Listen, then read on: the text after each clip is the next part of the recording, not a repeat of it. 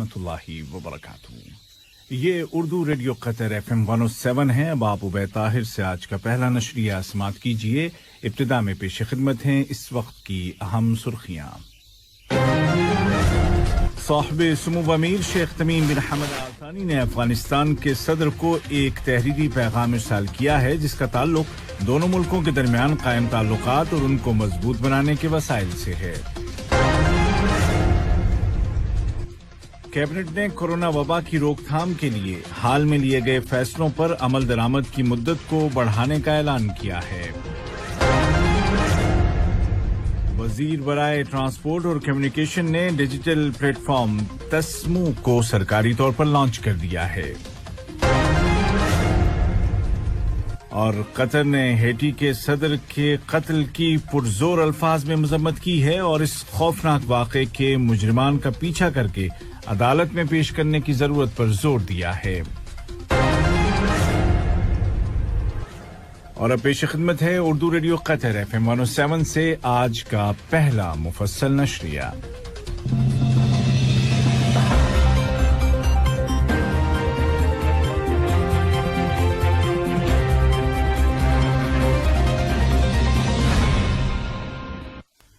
बिस्मिल्लाहिर्रहमानिर्रहीम। साहिब सुमू अमीर शेख तमीम बिन हमद आल थानी ने अफगानिस्तान के सदर जनाब डॉक्टर मोहम्मद अशरफ गनी को एक तहरीरी पैगाम भेजा है, जिसका ताल्लुक दोनों मुल्कों के दरमियान कायम ताल्लुकात और उनको फरोग देने के वसाइल से है। ये पैगाम दहशतगर्दी की रोकथाम और तनाज़ात में सालिसी के लिए वजीर खारजा के खुसूसी एलची डॉक्टर मुतलक बिन माजिद अल गहतानी ने दारुल हुकूमत काबुल में अफगान सदर के साथ एक मुलाकात के दौरान उनके हवाले किया। मुलाकात में अफगानिस्तान की ताज़ा सूरत हाल और दोहा में जारी अमन मुज़ाकरात के हवाले से बातचीत की गई। साहिब सुमू अमीर शेख तमीम बिन हमद आल थानी ने रूस के सदर जनाब व्लादिमीर पुतिन को जजीरा नुमा कामतशाका में एक रूसी मुसाफिर बरदार जहाज को पेश आने वाले हादसे में होने वाले जानी नुकसान पर ताज़ियत का बरक़ी तार रवाना किया। ये हादसा रूस के मशरक़ी इलाके में पेश आया। नायब अमीर शेख अब्दुल्ला बिन हमद आल थानी ने भी इसी हवाले से रूस के सदर को ताज़ियती पैगाम रवाना किया है। वजीर आज़म और वजीर दाखिला शेख खालिद बिन खलीफा बिन अब्दुल अजीज आल थानी ने रूस के वजीर आज़म जनाब मिखाइल मिशूस्तिन को इस हादसे पर ताज़ियत का बरक़ी तार रवाना किया। वजीर आज़म और वजीर दाखिला शेख खालिद बिन खलीफा बिन अब्दुल अजीज आल थानी की सदारत में काबीना का हफ्तवार मामूल का इजलास दीवान अमीरी में बुलाया गया, जिसके आगाज में supreme committee for crisis management की रिपोर्ट की रोशनी में और सोसाइटी के तमाम अफराद की सेहत और सलामती को मद्देनजर रखते हुए कोरोना वबा की रोकथाम के लिए किए गए साबिका फैसलों पर अमल दरामद की मुद्दत को मजीद बढ़ाने का फैसला किया गया। अलबत्ता पाबंदियों में मजीद नरमी का भी ऐलान किया गया है। इसी तरह काबीना ने कतर आने जाने के लिए तैयार करदा नई पॉलिसी की ब्रीफिंग भी ली, जिसका ऐलान मुतल्लिका इदारों की जानिब से जल्द कर दिया जाएगा।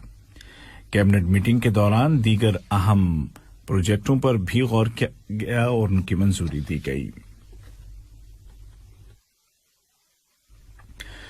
वजीर आज़म और वजीर दाखिला शेख खालिद बिन खलीफा बिन अब्दुल अजीज आल थानी के साथ मुल्क के दौरे पर आए हुए अमरीकी रियासत इंडियाना के गवर्नर जनाब एरिक होलकॉम्ब ने मुलाकात की, जिसके दौरान कतर और अमरीका के स्ट्रेटेजिक ताल्लुकात के अलावा म्यूचुअल इंटरेस्ट के दीगर मामलात पर भी बातचीत की गई।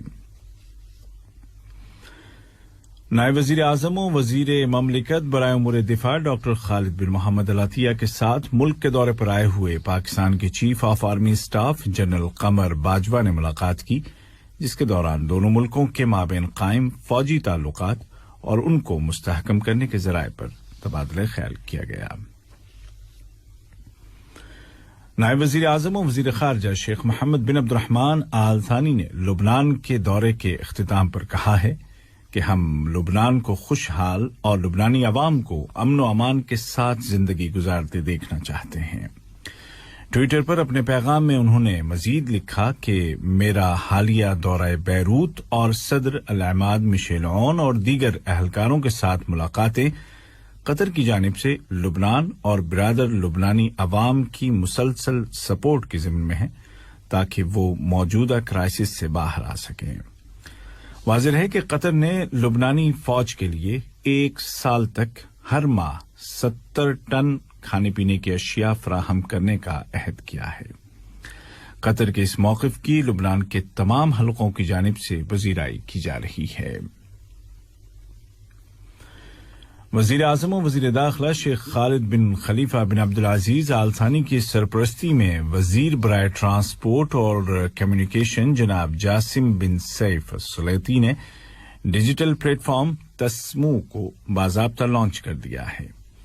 لانچنگ سیریمنی میں کویت میں پبلک ورکس کی وزیر اور اسٹیٹ منسٹر برائے communication and information technology doctor Rana Abdullah Alfares بھی موجود تھیں۔ جناب السلیطی نے افتتاحی تقریر میں کہا کہ قطر کی حکومت نے کئی سال پہلے ہی ریلائز کر لیا تھا کہ ماڈرن ٹیکنالوجیز میں انویسٹمنٹ کرنا کتنا ضروری ہو گیا ہے۔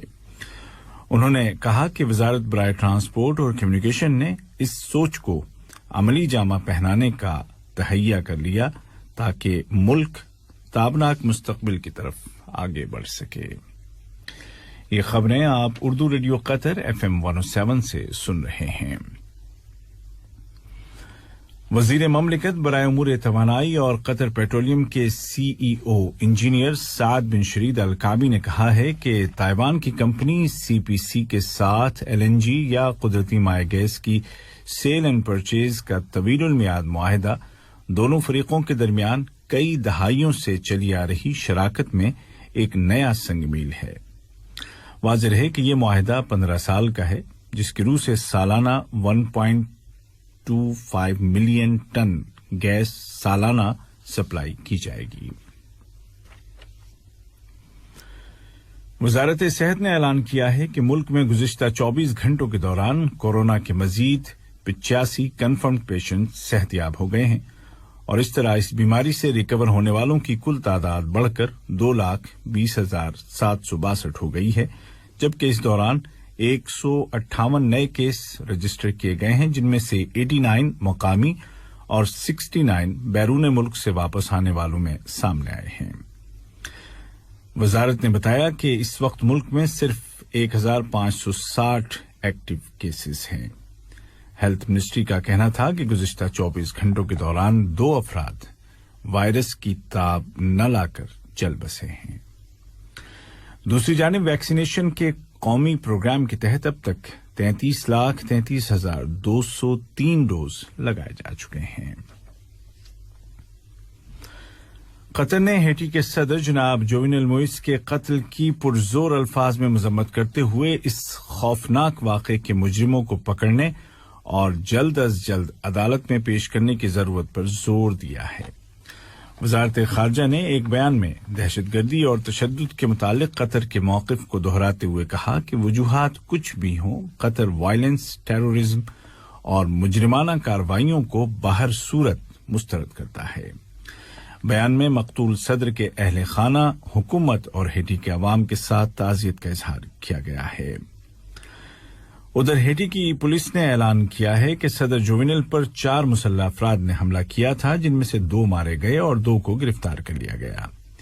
ہیٹی کے کارگزار وزیر اعظم کلوڈ جوزف نے ملک کی سربراہی کا اعلان کر دیا ہے۔ دنیا بھر میں اس واقعے کی مذمت کی جا رہی ہے، جبکہ سیکورٹی کونسل آج ہیٹی کے متعلق ہنگامی اجلاس بلا رہی ہے۔ قطر چیریٹی نے شام میں بے گھر افراد کے لیے ایک نئے پروجیکٹ کا آغاز کر دیا ہے۔ العمل سٹی نامی یہ منصوبہ شام کے بے گھر ہونے والے افراد کے لیے اب تک بڑے منصوبوں میں سے ایک ہے۔ یہ شمالی حلب کے مضافات میں واقع شہر سوران میں بسایا جا رہا ہے اور قطر چیریٹی کے ساتھ ترکی کے انسانی امدادی ادارے کی خدمات بھی اس کو حاصل ہیں۔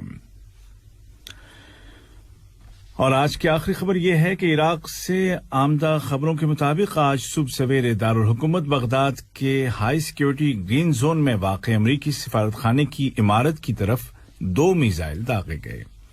ذرائع نے بتایا کہ ایمبیسی کے میزائل ڈیفنس سسٹم نے ایک میزائل کو تو کاؤنٹر کر لیا لیکن دوسرا قریبی علاقے میں آ گرا۔ عراق سے ہی آمدہ ایک دیگر خبر میں بتایا گیا ہے کہ بصرہ اور ذیقار کو ملانے والی ہائی وے پر امریکی فوج کو سپلائیز لے جانے والے ٹرکوں کے قافلے کو ایک دھماکہ خیز مواد کے ذریعے نشانہ بنایا گیا ہے۔